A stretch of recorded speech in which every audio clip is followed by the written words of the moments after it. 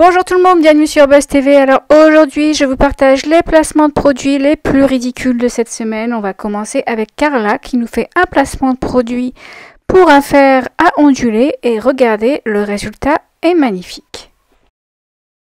Appliquer comme ceci et on va venir laisser poser, voilà. Et c'est trop bien, ça fait de trop jolies boucles. Voilà, donc elle ose nous dire, regardez, ça fait de très jolies boucles, mais franchement, mais où sont les boucles quoi? Il n'y a rien, c'est le néant. Donc soit elle a oublié de brancher l'appareil, ou alors elle ne sait vraiment pas l'utiliser. Mais en tout cas, c'est très très grave de faire un placement aussi ridicule.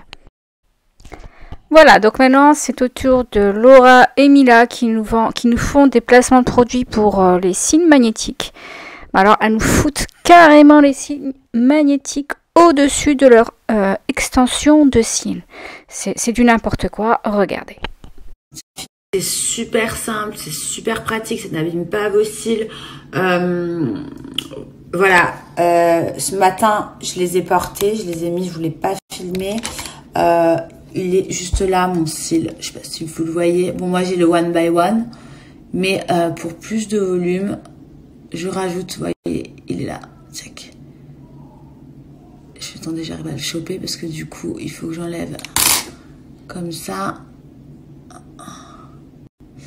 Voilà. Hop là. Ça, c'est fait. Donc, vous pouvez le faire avec la pince. Voilà. Ou sinon, comme ça, à la main directement. Donc, est-ce que vous arrivez à voir la différence? Donc moi, c'est un peu compliqué pour voir parce que j'ai déjà en fait des extensions de cils. Voilà, maintenant on va parler d'un cas désespéré de la télé-réalité, je dirais même un danger pour les jeunes qui la regardent. Donc Aurélie d'Autremont et sa copine Yelena qui sont partis en Tunisie il y a quelques jours pour d'autres opérations. Écoutez ce qu'elles voulaient se faire refaire.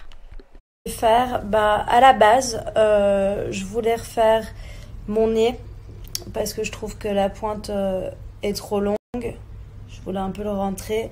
Je voulais enlever la petite bosse que j'avais et le creuser. Je voulais enlever les boules de bichat, histoire que mon visage soit plus fin, parce que je trouve qu'il est énorme. Et je voulais aussi me faire lifter toute cette partie-là pour qu'on voit bien mes os. Voilà, donc comme vous l'avez compris, la liste est longue.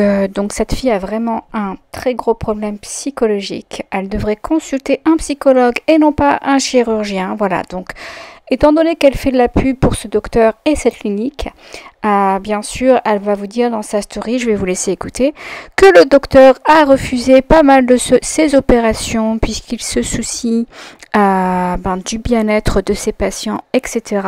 C'est du n'importe quoi.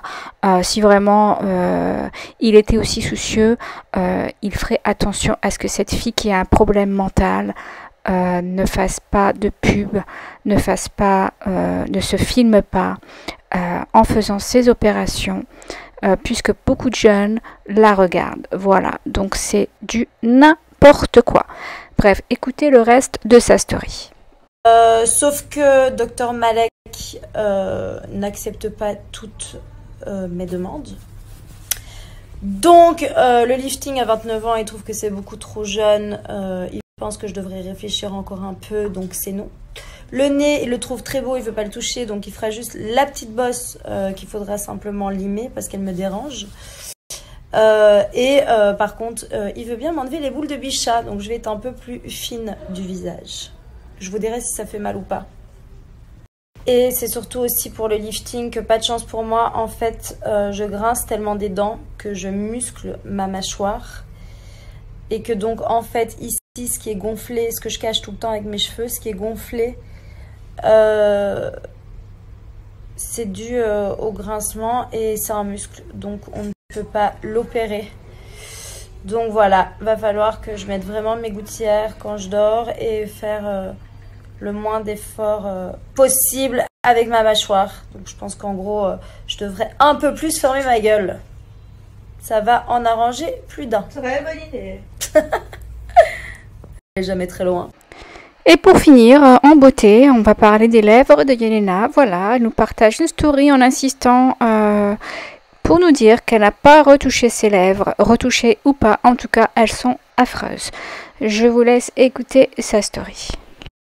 Alors, juste une précision pour les personnes qui m'envoient des messages concernant mes lèvres, en me disant ouais, t'as refait tes lèvres, c'est vraiment pas beau et tout.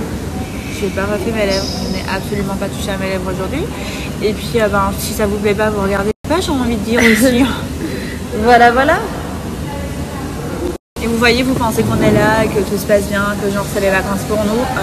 Il est genre 21h30, on est seulement en train de manger, on n'a pas arrêté depuis ce matin, depuis qu'on est arrivé d'ailleurs, entre l'opération d'Aurélie, entre tout ce qu'il fallait faire, entre moi, les injections du visage aussi, plus les va-et-vient, plus les temps d'attente, plus les bouchons, enfin plus tout ce qu'il y a autour. On est vraiment fatigué.